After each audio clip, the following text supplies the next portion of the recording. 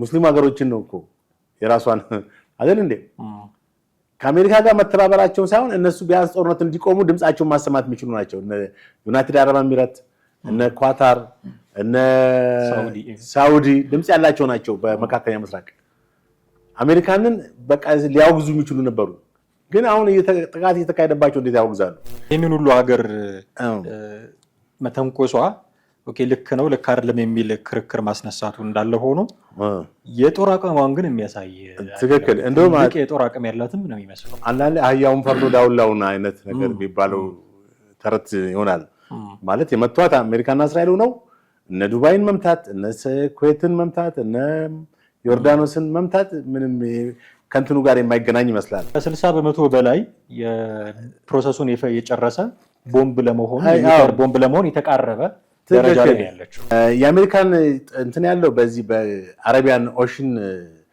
በኦማን ኮስት ኦፍ ኦማን ላይ ነው ያለው ከአብርሃም ሊንከን አውሮፕላን ማን ነው መርከብ ላይ የተነሱ ነው ጀቶቹ ጥቃት እያደረሱ ያሉት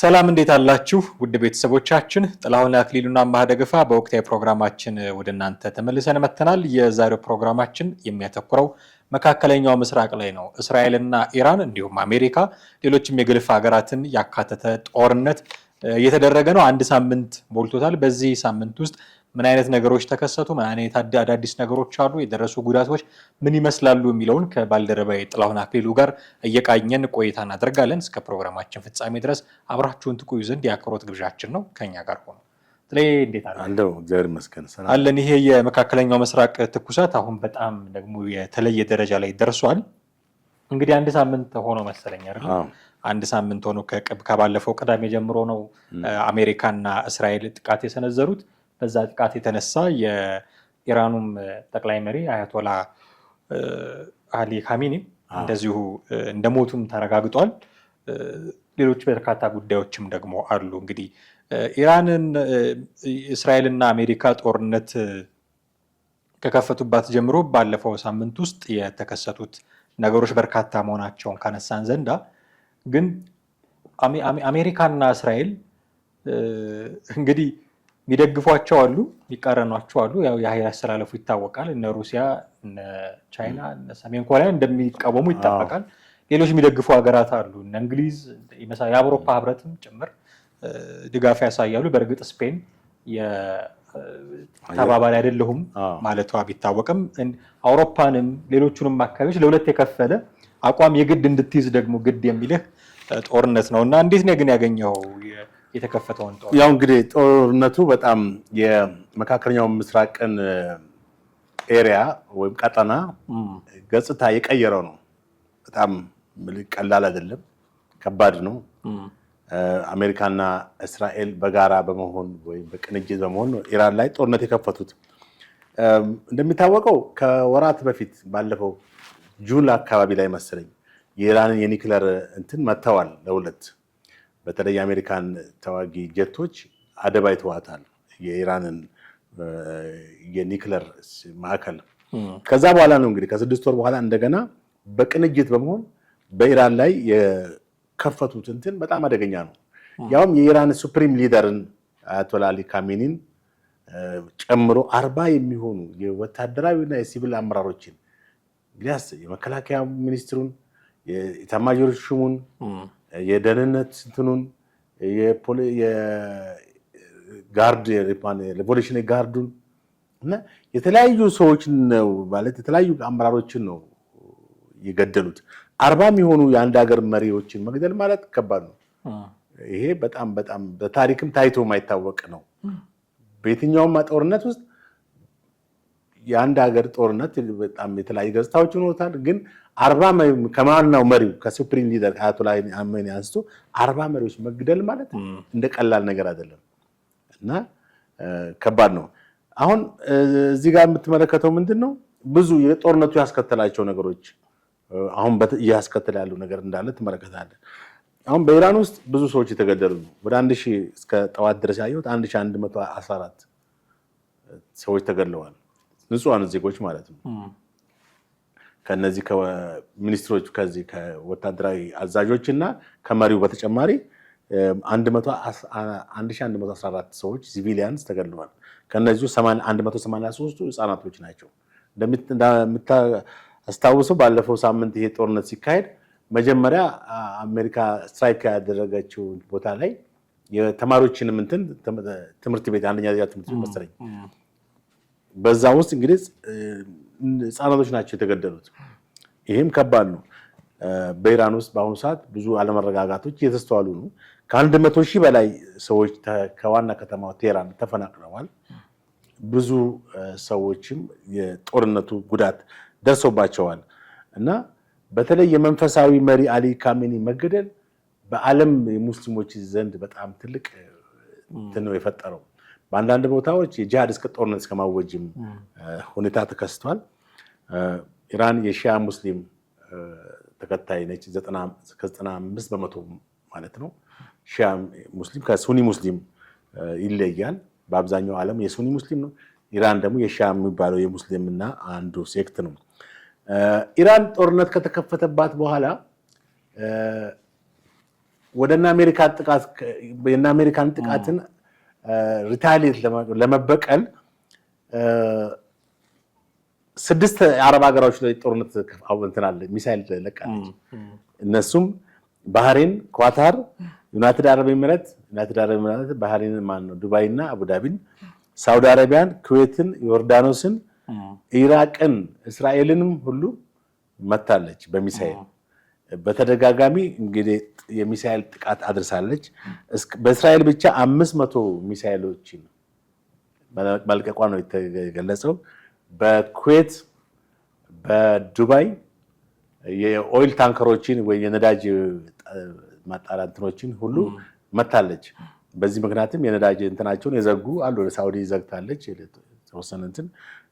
ዱባይ ኳታር ላይም እንደዚህ ጥቃት አድርሳለች። በአቡዳቢም ሰውም እስከ መገደል ደርሷል። በዱባይ ደግሞ የዱባይ ቡርጅ ከሊፋ ለትንሽ ተርፎ ዱባይ ሆቴል ተመቷል። በጣም ከባድ ነው። ቡርጅ ከሊፋ ማለት በዓለም አንደኛ ፎቅ የሚባለው ማለት ነው። የዱባይ መንገደኞች ትናንትና ወዲያ መሰለኝ የተጀመረው እንጂ መንገደኞች ሁሉ እንትን ተቋርጧል። አየር ክልላቸው ተዘግቷል እና በአጠቃላይ በመካከለኛው ምስራቅ ከባድ የሆነ ቀውስ ተፈጥሯል። በዚህ ምክንያት 500 ሚሳኤሎችን ስትለቅ በእስራኤል 2000 ድሮኖችን ደግሞ አንቀሳቅሳለች። እንግዲህ የኢራን አጠቃላይ እንትን ወታደራዊ ኃይል በአሁኑ ሰዓት ሚሳኤሎችን በመልቀቅ ላይ ያተኮረ ነው እና አሜሪካ ደግሞ የኤር ስትራይክ የአየር በላይነት በመያዝ ከእስራኤል ጋር በጋራ ወታደራዊ ቤዞቿን እነዚህን 40 ሚኒስትሮች መሪዎችና ሚኒስትሮች ወታደራዊ አዛዦችን ከገደሉች በኋላ ወታደራዊ ቤዞችን ሁሉ እያደባዩባት እንደሆነ ነው የተናገሩ ያሉት። እንግዲህ ይሄ በጥቅሉ በዚህ ሳምንት ውስጥ ያየናቸው ኢራንም እስራኤልና አሜሪካም በየፊናቸው የሚወስዷቸው ጥቃቶች ናቸው። እንዳልከው ኢራንና እስራኤል የጦር ጄቶቻቸውን እየተጠቀሙ የሚወስዷቸው እርምጃዎች አሉ። ማናት እስራኤልና አሜሪካ። ኢራን ደግሞ ሚሳኤሎችን በማስወንጨፍ ነው። አሜሪካንና እስራኤልን ምናልባት በሚሳኤል በማስወንጨፍ በሌላ መንገድ ላታሸንፋቸው ስለምትችል የሚሰጡትን ትንታኔ ነው የምናገር። ላታሸንፋቸው ስለምትችል የአሜሪካ የጦር ሰፈር ያሉባቸውን ሀገራት በተለይም የጦር መንደሮቹን ታርጌት ያደረጉ የሚሳኤል ጥቃቶችን በማድረስ እነዚህ የአረብ ሀገራት አሜሪካ ላይ ጫና በማሳደር ጦርነቱ እንዲቆም ማድረግ ታክቲክ እየተጠቀመች ነው የሚል ትንታኔ የሚሰጡም ሰዎች አሉ። ይህንን ምክንያት በማድረግ በርካታ ሀገሮችን ጭምር አሁን አዘርባይጃን ጭምር የኢራን ሚሳኤል ሰለባ ከሆኑት ሀገራት ጭምር አንዷ ነች። ባለፈው ሳምንት ጠቅላይ ሚኒስትር አብይ አህመድ ጎብኝተውት ነበር አዘርባይጃንን ጭምር። ኩዌት ውስጥ የአሜሪካንንም ኤምባሲ እስከ ማጥቃት ደርሳለች እና የገልፍ ሀገራት ላይ የዚህ ባህረ ሰላጤውን ሀገራት የማዳረስ ስራ እየሰራች ነው። ሚሳኤሉን እንደ ጸበል እየረጨቻቸው ነው የሚመስለው እና ይሄ ነገር አግባብ ነው ወይ? አሁን ጦርነት በቀጥተኛ ጦርነት ውስጥ የገባችው ከእስራኤልና ከአሜሪካ ጋር ነው። ሌሎቹን ሀገራት በዚህ ደረጃ መነካካቱ ምን ያህል አግባብ ነው የሚል ጥያቄ ያስነሳል። አቅሟንስ ደግሞ አያሳይም? አሁን ኢራን ይህንን ሁሉ ሀገር መተንኮሷ ያላትን የጦር አቅምስ አያሳይም? ትክክል። አሁን አንዳንዴ አህያውን ፈርዶ ዳውላውን አይነት ነገር የሚባለው ተረት ይሆናል። ማለት የመቷት አሜሪካና እስራኤል ነው እነ ዱባይን መምታት፣ እነ ኩዌትን መምታት፣ እነ ዮርዳኖስን መምታት ምንም ከንትኑ ጋር የማይገናኝ ይመስላል። የአሜሪካን እንትን ያለው በዚህ በአረቢያን ኦሽን በኦማን ኮስት ኦፍ ኦማን ላይ ነው ያለው። ከአብርሃም ሊንከን አውሮፕላን መርከብ ላይ የተነሱ ነው ጀቶቹ ጥቃት እያደረሱ ያሉት። እንግዲህ መምታት ያለባት አብርሃም ሊንከንን መርከብ ነው አንደኛ። ሁለተኛ ደግሞ ጀቶችን ነው አይደል? በሚሳኤልም በማንም መምታት ያለባት። ከዛ ውጪ እነዚህ ጎረቤት ሀገሮቿን መምታቱ ምክንያታዊ አይደለም የሚሉ ብዙ አስተያየቶች ይመጣሉ። አሁን ይህን ስንመለከተው ኢራን ምናልባት እንግዲህ ወደ እነዚህ ላውንች አድርጋ ለመምታት የሚያስችላትን እንትን አክሰስ አላገኘችም፣ ወይም እነዛ ራሳቸውን የመከላከል እንትን አሉ በጸረ ፓትሪየት ሚሳኤል ማለት ነው። እንደገና ደግሞ ጀቶቹ በቀላሉ በራዳር እይታ ውስጥ የሚገቡ አይደሉም። አሁን ለምሳሌ ቢ2 የሚባለው የአሜሪካን ቦምብ ጣይ አውሮፕላን በጣም ግዙፍ ነው፣ አስፈሪ ነው። ከራዳር እይታ ውጭ ነው የሚበረው። እንደገና ደግሞ F-35 የሚባለው አለ፣ እሱም ከራዳር እይታ ውጭ ነው የሚበረው። ምናልባት በዛ በሚሳኤል ሬንጁ ውስጥ ላይገኝ ይችላል። ከዛም አንጻር ይመስለኛል አሁን ያላት አማራጭ ምንድነው? የአሜሪካን የጦር ቤዞች በእነዚህ አረብ ሀገራቶች ያሉትን መምታት ነው። ግን ያ የሚያስኬድ አይደለም። ለምን ተባበራችሁ? አሁን የአሜሪካ የጦር ጀቶች እነዚህ ሀገራት ላይ ካሉ የጦር ቤዞች እየተነሱ ከሆነ ኢራን ላይ ጥቃት የሚያደርሱት ጥቃት እንዲደርስብኝ በአንድም በሌላ መንገድ ተባብራችኋል አይነት አይመስልም? ያው እንግዲህ ምልህ የጦር ሰፈር እኮ አሜሪካ በየትኛውም ዓለም ነው ያላት፣ በብዙ ሀገሮች አላት። ኤዥያ ውስጥ ለምሳሌ እንደነ ፊሊፒንስ፣ ጃፓን ውስጥም አላት። አሜሪካ ሀያል ሀገር ስለሆነች ያው የአንድም ሀያልነቷ መግለጫ ዋሽንግተን ቁጭ ብላ አይደለም ሁሉን የምትቆጣጠረው፣ በሪሞት ቤዝ አላት። ማነው ኮሪያን ፔኒንሱላ ከኮሪያን ፔኒንሱላ ማለት በኮሪያ ድንበር ላይ በሰሜን ኮሪያ እና በደቡብ ኮሪያ መካከል የአሜሪካ ጦር አለ። ጃፓን ላይ አለ፣ ቪየትናም ላይ አለ፣ ፊሊፒንስ ላይ አለ፣ እዚህ ቀይ ባህር ላይ አለ። እኛ ገብቷል። ይሄ ነው አንድም የዓለም ሀያል የሚያስብላት ወይም የሀያልነትን እንትን ማስቀጠል የሚቻለው ስትራቴጂክ ቦታዎች ላይ ወጤር ቤዝ በመፍጠር ነው። እንግዲህ እነሱ ወታደራዊ እንትናቸው በዚህ ነው። በአንድ በኩል ምክንያታዊ ነው ትላለህ። ችግሩ ትንኮሳ የሚያደርጉ ከሆነ አላግባብ አንድ ነገር በበላይነት ጉልበት አለን ብለው የሚያጠቁ ከሆነ እንጂ ለሰላም ማስከበር አንዳንዴ ታይራኒ የሆኑ አምባገነን መንግስታትን ለመቆጣጠር የተሻለ ነው። ባህረ ሰላጤ ላይ ለምሳሌ ከሳዳም ሁሴን ጦርነት ኩዌቱን ከወረሩ ጀምሮ ባህረ ሰላጤው ላይ አሜሪካ ጦር በብዛት ሰፍሯል። እዚህ ባህሬን ላይ፣ ኩዌት ላይ፣ እንደገና ኦማን ላይ፣ ዩናይትድ አረብ ኤሚሬት ላይ አለ ጦሩ። አሁን እንግዲህ እሷ ምንድነው ኢራን አሜሪካንን ማግኘት አልቻለችም ወይ? እስራኤልን እየመታች ነው። በእርግጥ እስራኤል ጥቃት እያካሄደች ነው። ግን አሜሪካን ዋሽንግተን ላይ ሂዳ መምታት አትችልም። አንደኛ ሲጀመር ከጂኦግራፊም ከምንም ርቀት አንጻር፣ በሁለተኛ ላይ እነዚህን ፕሌኖች ያጠቋት ያሉትን ፕሌኖችን መምታት አልቻለችም። እነ F-15 F-35 በጣም ከራዳር እይታ ውጭ የሚበሩ ናቸው፣ ወይም በሚሳይል ታርጌት ሊሆኑ የማይችሉ ናቸው። ሌሎችም በንከር ባስተር የሚባሉ እንትኖች ሚሳይሎች እንግዲህ በጣም ኢራን ከዚህ ቢ2 የሚባል ቢ2 በጣም ግዙፍ አውሮፕላን ነው። እሱም በዚህ አስትራይኩ ላይ የተሰማራ ነው እና ኢራን ግን አሁን ያጠፋችው ጥፋት ምንድነው? ሊደግፏት የሚችሉትን ጦርነቱ ሊያስቆሙ የሚችሉትን አገሮች ነው እየጎዳች ያለችው። ሙስሊም ሀገሮችን ነው እኮ የራሷን አይደል እንዴ? ከአሜሪካ ጋር መተባበራቸው ሳይሆን እነሱ ቢያንስ ጦርነት እንዲቆሙ ድምጻቸውን ማሰማት የሚችሉ ናቸው። እነ ዩናይትድ አረብ ኤሚሬት፣ እነ ኳታር፣ እነ ሳውዲ ድምጽ ያላቸው ናቸው በመካከለኛ ምስራቅ። አሜሪካንን በቃ ሊያወግዙ የሚችሉ ነበሩ። ግን አሁን ጥቃት እየተካሄደባቸው እንዴት ያወግዛሉ? ጭራሽ አዘርባይጃንን መታች። አሁን ደግሞ ቱርክን መታለች አሉ። ከ10 በላይ ሀገሮችን በሚሳይል አንተ እንዳልከው እንደ ጠበል እየረጨቻቸው ነው ያደረሰች። ስለዚህ አሁን እሷ ምንድነው አሁን ያለውን እንትን ማለፏን ነው እንጂ ታሪካዊ ጠላቶችን እያፈራች እንደሆነች አላስተዋለችም። ዞሮ ጦርነቱ ከባድ ነው። ይህንን ሁሉ ሀገር መተንኮሷ ኦኬ ልክ ነው ልክ አይደለም የሚል ክርክር ማስነሳቱ እንዳለ ሆኖ የጦር አቅሟን ግን የሚያሳይ ትክክል እንደውም የጦር አቅም ያላትም ነው የሚመስለው። ጠዋት አንድ እንትን ሳይቼ ኢራን ቶታል ሚሳይል 3000 ባላስቲክ ሚሳይል አላት። በ2027 ወደ 8000 የማድረስ እቅድ አላት። 8000 ባላስቲክ ሚሳይል። አሁን ባላስቲክ ሚሳይል ምንድነው የሚለውን አያየውኝ። ባላስቲክ ሚሳይል በሶስት ይከፈላል። ሚዲየም ሬንጅ ባላስቲክ ሚሳይል ነው አንደኛው። ይሄውም ከ1000 እስከ 3000 ኪሎ ሜትር መጓዝ የሚችል ነው።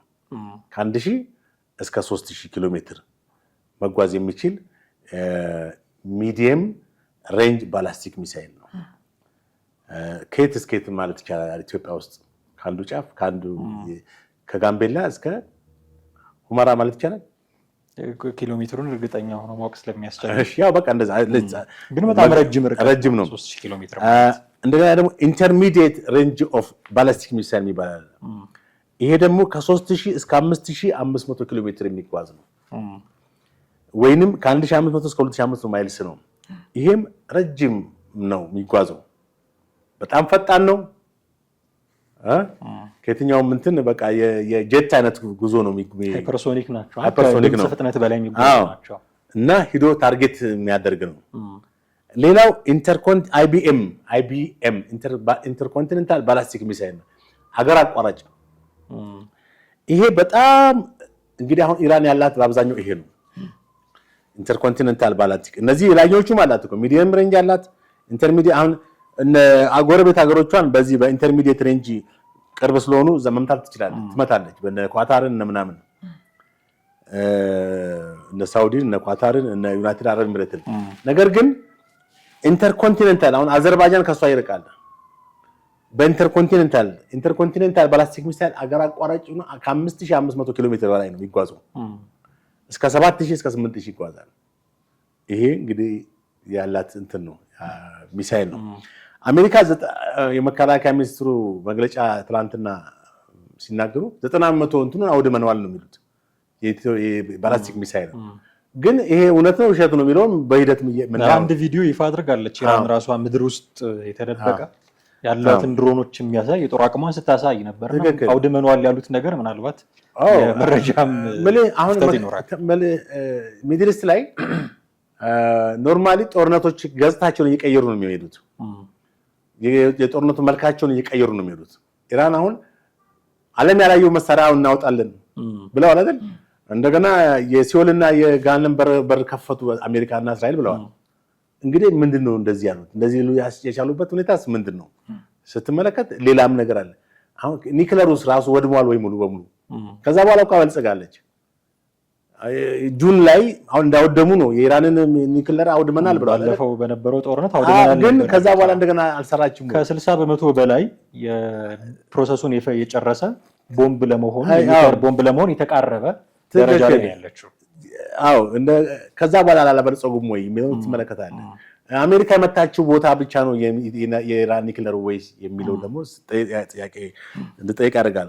እንደገና ድሮኖች ከ2000 በላይ ድሮኖች አንቀሳቅሳለች። አስብ እንግዲህ እንደ ርችት ነው የምትተኩሱ ማለት ነው። ድሮኖች አሁን በነዚህ በነ ኩዌት እና በነ አረብ ሀገሮች ላይ በድሮንም መታለች። ሳውዲን የኦይል ታንከራቸውን እንግዲህ እሷ በእርግጥ እነ ሳውዲን ለመምታት ሳይሆን እዛ ያለውን የአሜሪካን ጦር ነው። ግን ኦን ዘ ዌይ ማን ይመታል? ከተሞች እየተመቱ ነው። ህዝብ እየተሸበረ ነው። አሁን ኳታር ላይ ብዙ ሰዎች በየጊዜው አላርሚት እንትን እያላቸው ነው።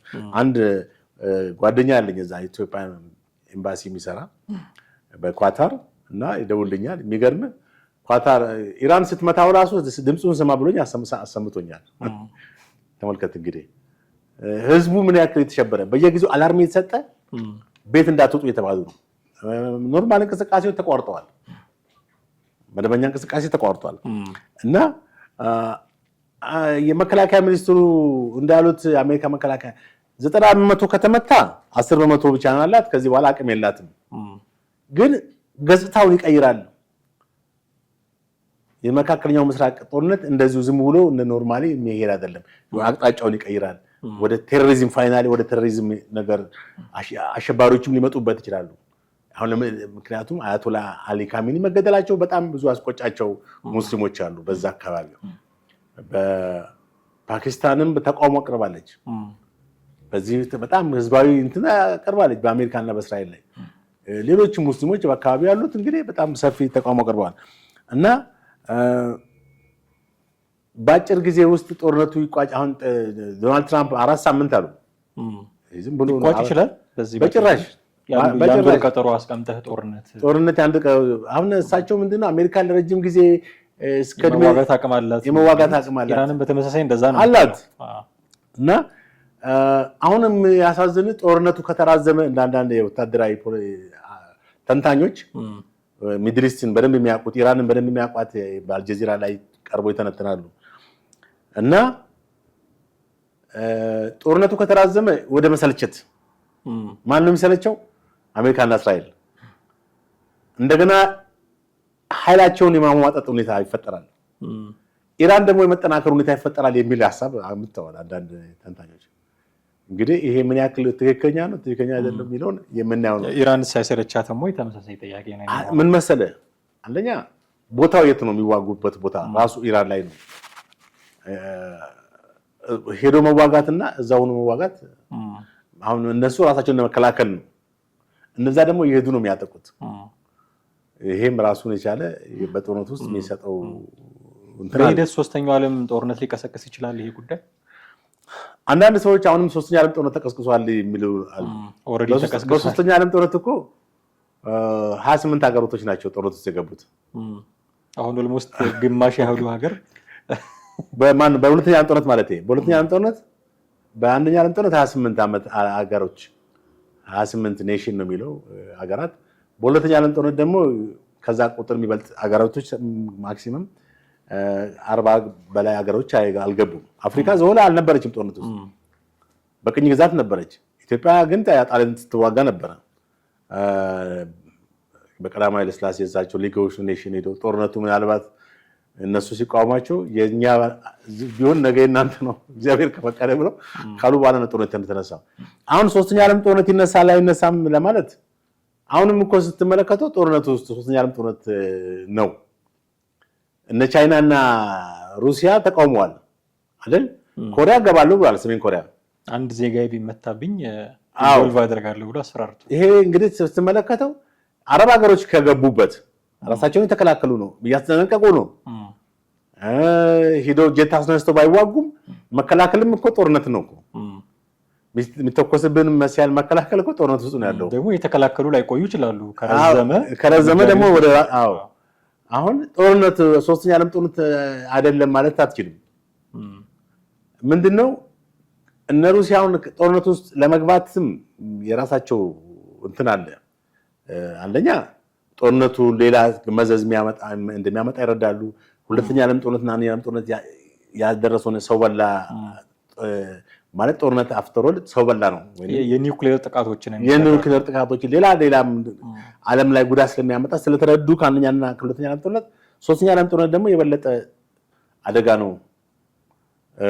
ሄግል የተባለ አንድ ፊሎሶፈር ጦርነት ሰዎችን ካላስቆመ ሰዎች ጦርነትን ካላስቆሙ ጦርነት ሰዎችን ያስቆማል ብሉታና ጦርነት ሰዎችን ያስቆማል ማለት ነው የሰው ዘር ያልቃል ነው። አንስታይን ደግሞ ምንድነው ያለው? ሶስተኛ ዓለም ጦርነት ይነሳል ሲባል ሶስተኛ ዓለም ጦርነት ከተነሳ አራተኛ ዓለም ጦርነት በዱላ ነው የሚሆነው። አይነሳም ነው እንጂ በዱላ ነው የሚሆነው ብሏል። በዱላ ነው ማለት አራተኛ ዓለም ጦርነት አይነሳም ነው ያለ ይመስለኝ። ምክንያቱም አራተኛ ዓለም ጦርነት አይነሳም ማለት የሰው ዘር ስለሚያልቅ ምድሪቷ ባዶ ትሆናለች ነው። ምድሪቷ ባዶ ከመሆኑ የተነሳ የተራረፉትም ሰዎች የሚዋጉበት መሳሪያ አይኖራቸውም። ዱላቸውን ይዘው ያም ሊያስኬድ ይችላል። በአጠቃላይ ግን አሁን ኢራን ምልህ የሰላማዊ ጥያቄም አሁንም አለ ከአሜሪካ በኩል የመደራደር 40 መሪዎችን ገሎ እንግዲህ ደራደር አሁን ያሉት መሪዎች ያለ እኮ ትራምፕ ደግሞ በየጊዜው መግለጫ ይሰጡ ነው። የኢራንን ኒውክሌር እንደገና የሚገነቡ መሆን እንደሌለባቸው አምናለሁ። ኢራን መሪዎቿን ስትመርጥ ኒውክሌር እንዲኖራት አንፈቅድም። ኢራን ወደዚህ ወደ እንትን ስትመጣ ምርጫ ስታካሄድ ማለት ነው አዲስ መሪ አያቶላውን ተመርጧል። ምርጫ ያደረጉ ነው ልጃቸው ሊሆን ይችላል የሚሉ አንድ ሌላ ደግሞ እንትን አሉ። እሳቸውን እንገላለው ተተኪውን እንገላለው እያለች ነው። ልጃቸውም ተገድሏል ተብሎ ነበር እንደውም ይሄም ተተኪውም ተገድሏል ተብሎ ነበር እና ኢንቮልቭ አደርጋለሁ ብለዋል። አሜሪካም ፓርቲሲፔት ታደርጋለች ወይም በምርጫው ላይ ያው የራሳችን መንግስትን አቋቁማለን ነው። አሁን አሜሪካ የሚገኙት የንጉስ ሻህ የቀድሞ የኢራን ድሮ ሴኩላር መንግስት ነበር። አሁን ሴክቴሪያን መንግስት ነው ወይም ሃይማኖታዊ መንግስት ነው። በንጉስ እየተመሩ በንጉስ 1979 እንደ አውሮፓ አቆጣጠር ንጉስ ሻህን በመፈንቀል ህዝባዊ በኢራን ሪቮሉሽን የተመጣው ከዛ ነው። ከዛ በኋላ አሜሪካን 62 የአሜሪካን ኤምባሲ ሰራተኞችን አግተው ሆስቴጅ አድርገው ከአሜሪካና ከእስራኤል ጋር ጸባቸው የጀመረው 1979 ነው እንጂ ወዳጅ ነበሩ። ኢቭን እስራኤል መመስረትም እኮ ኢራን ቀና አመለካከት ነበራት። እውቅናም የሰጡት እኮ እነሱ ነበሩ። ከዛ በኋላ ነው ነገሮች የተበላሻሹት። ለ47 ዓመት ነው እንግዲህ እኚህ አያቶላ አሊ ካሜኒ ስልጣን ላይ የነበሩት ያው በ86 ዓመታቸው። የሚያሳዝኑ እሳቸው ብቻም ሳይሆኑ ልጃቸው፣ የልጅ ልጃቸው፣ አማቻቸው፣ ባለቤታቸው በዚህ ተገለዋል። 40 ሚኒስትሮቹም ተገለዋል። የሚያሳዝነው የበለጠ ደግሞ የቀድሞው የኢራን መሪ ፕሬዚዳንት በጣም ነው ያሳዘነኝ። እሳቸው መሞት ደግሞ መገደል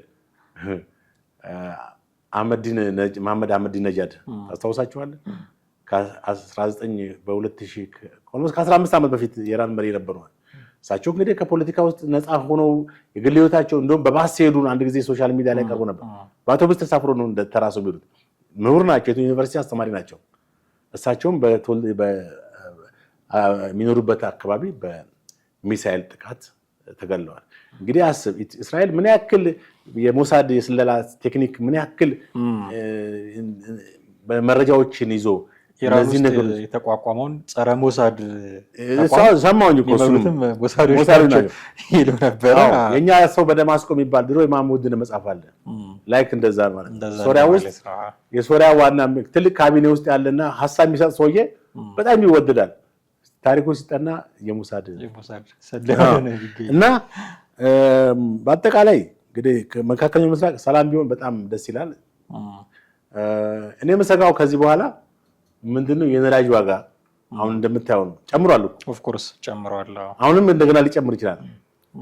ትልቅ እንግዲህ የዓለምን ስንት ፐርሰንት የነዳጅ ከቨር የሚያደርጉት እነዚህ የመካከለኛው ምስራቅ ሀገሮች ናቸው። እነ ሳውዲ ራሱ የዘጋቸው ሰርጥ በዛ ምክንያት 20 በመቶ የነዳጅ እንትን የሚተላለፍበት ሆርሙዝ የሚባለው የነዳጅ የኢራን ጋር የሚገናኘው ሆርሙዝ የባህር ሰርጥ እሱም ራሱ ከተዘጋ አሁን እነ ቻይና እነ ሩሲያ እንኳን የራሷ ነዳጅ አላት። በተለይ ቻይና ትልቅ የነዳጅ ሀብቷ ኢራን ነች። ምናልባት እንግዲህ እንደው እግዚአብሔር ቀጠናውን ሰላም ካደረገው ወደ ድርድር መጥተው ኢራኖች በአንድ በኩል መደራደር እንደሚፈልጉ አባስ የውጭ ጉዳይ ሚኒስትሩ ለድርድርም ዝግጁ ነን ለጦርነትም ዝግጁ ነን አሉ። ያው ለጦርነት መሪው መገደሉ ስለሚያናድዳቸው ነው ለጦርነት ዝግጁ ነን ያሉት። በዚህ ያናድዳል። በአንድ በኩል የእስራኤል ሁኔታ ስትመለከት እስራኤል ያው ትራምፕን እንደተጠቀመችበት ነው የምትመለከተው። ያው ብዙ የተነገረ ነገር ነው። ምክንያቱም እስራኤል ጋር ታሪካዊ ጠላት ናቸው ሁለቱ። ለምሳሌ አህመዲነጃድ ባለፈው ቅድም ያልኩት የተገደሉት እስራኤል ከካርታ መሰረዝ ያለባት ሀገር ነች ብለው ነበረ የዛሬ 15 ዓመት በፊት። እኚህ አሁን በ86 ዓመት የተገደሉት አያቶላ ካሜኒ ደግሞ እሳቸውም እስራኤልና የማጥፋት እንትን በተደጋጋሚ ተናግረዋል።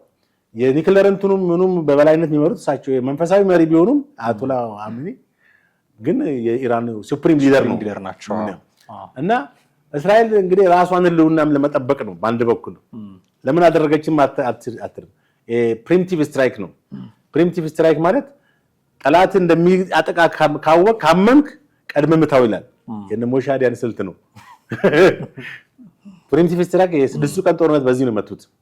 ስድስቱ ቀን ጦርነት ተብሎ በአረብና እስራኤል ቀድመህ ጠላትን አጥቀው።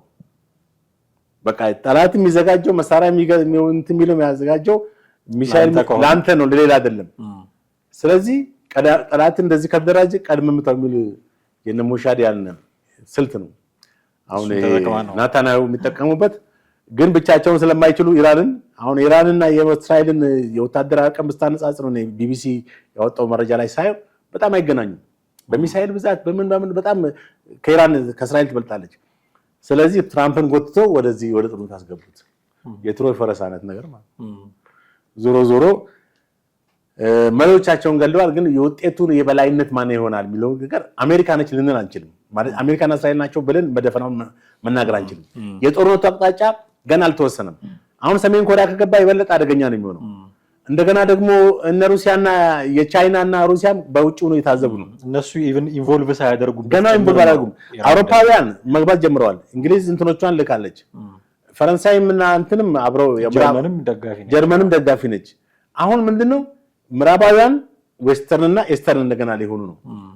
ዌስተርኖች እንዳሉ ሆኖ አስተላለፋቸው ማለት ነው። ኢስተርኖች ደግሞ ኢራንን ይዘው እንትን ሊሉ ነው። አሁን ኢራን ያጠፋችው ቅድም እንዳልኩ አረብ ሀገሮችን ማጥቃት የለባትም። አንደኛ ጦርነቱም ወደ መፍትሄ ሊመጣ የሚችለው በመካከለኛ ምስራቅ አረብ ገልፍ ሀገራቶች ነው። በነሱ ድምፅ አላቸው። እነ ዩናይትድ አረብ ኤሚሬት፣ እነ ዮርዳኖስ፣ እነ ሳውዲ፣ እነ ኳታር፣ እነ ባህሪን፣ እነ ኦማን ትላልቅ ሀገሮች ትናንሽ ህዝብ ቢኖራቸው የነዳጅ ባለሀብት ናቸው፣ ባለጸጎች ናቸው እና በጣም እንትን ናቸው። ባጭሩ እንግዲህ ይሄ ነው። እንደ መውጫ አንድ ሀሳብ ልጨምር። በዚህ በሰሞኑ የኢራንና የአሜሪካና እስራኤል ጥቃት በተለያየ አየር መንገዱ ዘግቶ ነበር ታውቃለህ። እና የሳውዲ የዚህ የዱባይ መንግስት የወሰደው እንትን በጣም ነው የገረመኝ። የ20 ሺህ መንገደኞች ወጪ ከአንድ ሆቴል ውስጥ መሸፈኑ እንግዲህ ምን ያክል ምልህ አንደኛ ሀብታም ስለሆኑ ብቻ አይደለም፣ ሀብታም ስለሆኑ ስላላቸው ነው ብለህ የምትለው አይደለም። ሰብአዊነት፣ ለሰው ያላቸው ክብር፣ ለመንገደኞቻቸው እንግዶች ነው ያሉት መንገደኞችን እንግዶች እንዳይጉላሉ ምንም ዋጋ እንደሚጨምር ሂሳቡን ወደኛ ላኩ። እነዚህ ግራንድ ሆቴሎች የዱባይ ትላልቅ ሆቴሎች ባለኮከብ ምናምን ሆቴሎች ወጪያቸው ከባድ ነው አይደል? እና አየር መንገዱ ተዘግቷል። ወዴት ይሄዱ እነዚህ ሰዎች? ሆቴሉ ደግሞ በዛ እንትን ይጨምራል ከቆዩ በዛ ቦታ ላይ። ስለዚህ የዱባይ መንግስት ይሄን እርምጃ መውሰዱ በጣም በጣም በጣም ትልቅ ነገር ነው የሚያስመሰግናቸው ነው የሚሆነው። አንድ ሳምንት የሞላውን ጦርነት እንግዲህ ከሞላ ጎደል እንደዚህ ዳሰስ ነው። በሂደት የሚፈጠሩ የተለያዩ ነገሮች ይኖራሉ። በሚቀጥሉት ፕሮግራሞቻችን ለመዳሰስ እንሞክራለን። እጅግ አድርጌ አመሰግናለሁ ጥሌ። ውድ ቤተሰቦቻችን እናንተም ከኛ ጋር ነበራችሁ ቆይታ እጅግ አድርገን እናመሰግናችኋለን። የዛሬውን አበቃን። ሀሳብ አስተያየቶቻችሁን በተለመደው መንገድ ልታደርሱን ትችላላችሁ። ጥላሁን አክሊሉና አማሃ ደግፋ ነበርን። ጤና ይስጥልን።